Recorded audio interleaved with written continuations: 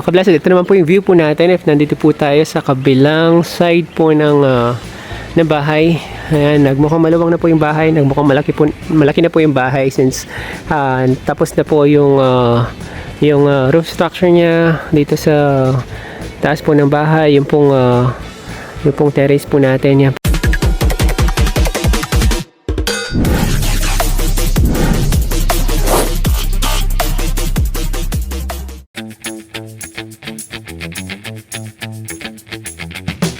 Nagpalang araw po sa bawat isa. Welcome back po sa ating channel and welcome back po sa Blessed Builders. Mga ka-Blessed, ngayon naman po nandito po tayo sa site po natin sa Dau. Yan, Dau Mabalacat. Check po natin yung update mga ka-Blessed. Okay na po yung roofing po natin dito. Plastering okay na rin po. Yan, nandito na po tayo ngayon sa may fence. Yan, nakapag-set up na po sila ng fence po dito. Tapos ongoing na rin po yung pag-frame po natin ng ceiling. So check po natin yung progress po sa loob. Yung po palang mga client po natin dito po sa project po na ito, from US po sila. So nabati po natin sila, si Sir Dick at saka po si Ma'am Julie, yan, nasa US. Na-meet po namin sila last year, yan, para po i-prepare po lahat na mga kailangan po dito. Tapos umuwi po sila pabalik ng US, and then hopefully po once na natapos na po yung project po dito, ma-turn over po natin ito sa kanila, yan, para makapamili na po sila ng mga gamit. So okay na po yung plaster pati sa labas.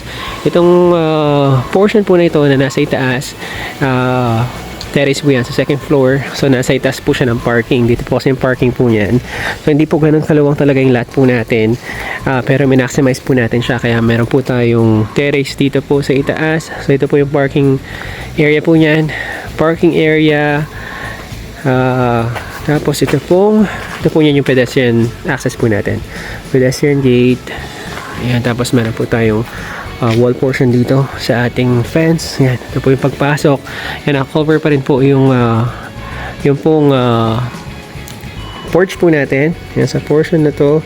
Yan, so ito po yung parking area. Yan, so one carport yung dito po sa portion po na to. And then may space pa rin po tayo dito. Open space, pwede po for pocket garden. Yan, sa portion na to.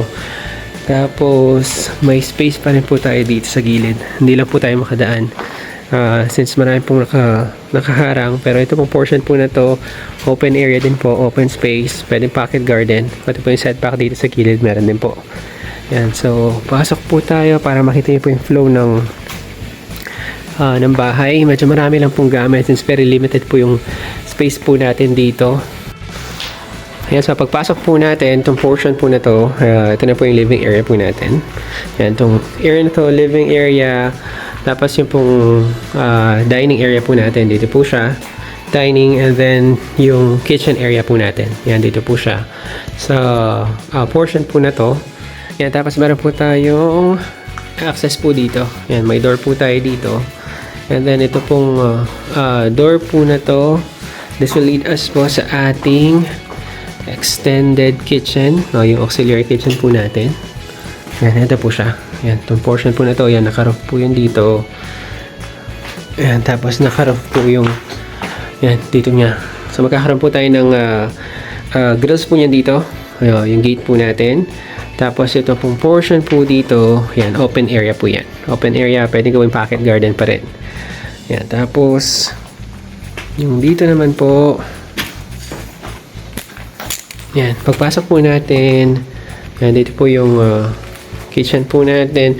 And then meron po tayong powder room dito sa portion po na to. Powder room, tapos understair, yan, pwede pong gawing storage area since meron po tayong space dito. Yan, so check po natin yung other area po ng bahay. Tapos, since retirement house po ito na mga client po natin, yung pong master's bedroom, dito po natin siya nilocate. Yan, dito po sa ground floor. So, ito po yung master's bedroom. Yan, pagpasok po natin. Ito po yung space po natin. Ito po yung TV wall. Tapos, yung pong headboard. Dito po siya. Yan yung cabinet po niyan. Dito po yung preparation niya. Tapos, may sarili pong yan, toilet and bath. Yan yung ating master's bedroom. So ito po yung view po natin if nandito po tayo sa master's bedroom. At least may view pa rin po tayo ng parking. You know? Meron po tayong window dito. Yan, parking area. Then paglabas po natin, yan, sala na po. Open concept yung layout po natin dito. Yan, meron po tayong big window dito for natural lights. Ayan, tapos din dito naman po awning windows naman po yung nilagay po natin. Tapos ito po yung access natin papunta po sa ating second floor. Sakit po tayo.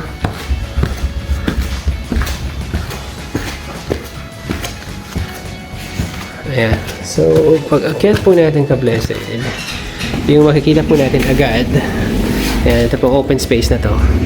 Open space. Tapos meron po tayong door dito. Yung door po na ito po yung common toilet and bath po natin sa second floor. And then meron po another door po dito. Another door naman po. Yan, para po sa bedroom 1 dito po sa second floor. Yan, tapos nagpa-framing na po tayo para po sa ceiling. Yan, ongoing na po siya. Yan. Tapos ito pong area po na to, yan, family area. Family area, meron po tayong open area po dito. Yan, open area. Yan, dito po yung TV wall. Yan, pwede po maglagay ng sofa po yan dito po sa portion na to. And then, meron po tayong napakalaking window dito. Yan, big window sa portion po na to. Yan, para po, meron po tayong natural light. And then, dito naman po sa area na to, yan, dito naman po yung second bedroom po natin. Yan, so ongoing na rin po yung framing po natin sa ceiling. Yan, yung mga rooms po natin, may mga cove ceiling po tayo. Pinarequest po ng client po natin. So, lahat po ng mga bedrooms. Tapos, itong family area, ang portion po na ito, meron po siyang cove ceiling din. Pati po yung sa living area sa ibaba, may cove ceiling din po tayo. Tapos itong portion po na to, access naman po natin to sa ating terrace. Yan, dito po sa second floor. Yan. So, may space pa po tayo dito. At least na-maximize po yung space po ng property. Yan, so ito po yung view po natin if nandito po tayo sa ating second floor terrace. Yan, tapos itong space po natin dito, nag-extend po siya hanggang dito sa portion po na to, since yung parking po natin, yan, hanggang yung parking cover po natin hanggang doon naman po siya. Yan, so ongoing po yung pag-framing po natin ng ceiling. Yan, tapos may mga groove lines po tayo dito para magkaroon po ng accent yung facade po ng bahay. Tapos meron din po tayong accent po niya dito sa wall po na to.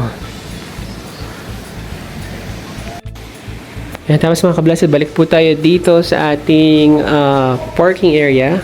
Yan, kung papasin po natin yung parking area po natin, yan, di pa po tapos yung dito, hindi pa po nasementohan yung dito, since yung pong mga client po natin nag-upgrade po sila ng automated sliding gate.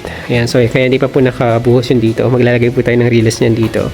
So automated sliding gate. So nag-slide po siya niyan papunta sa kaliwa. Ayan, may mga nakabang na po tayo for electrical. So nag-slide po siya papunta dun sa kaliwa. Ayan, for their convenience. Para po, yan, in the future, yan, mas convenient po if papasok po sila at saka palabas po sa mismong garahe. And as may mga nakabang din po tayong mga wirings po dito para po sa solar. Yan, nagpa-include na rin po ng solar yung mga client po natin.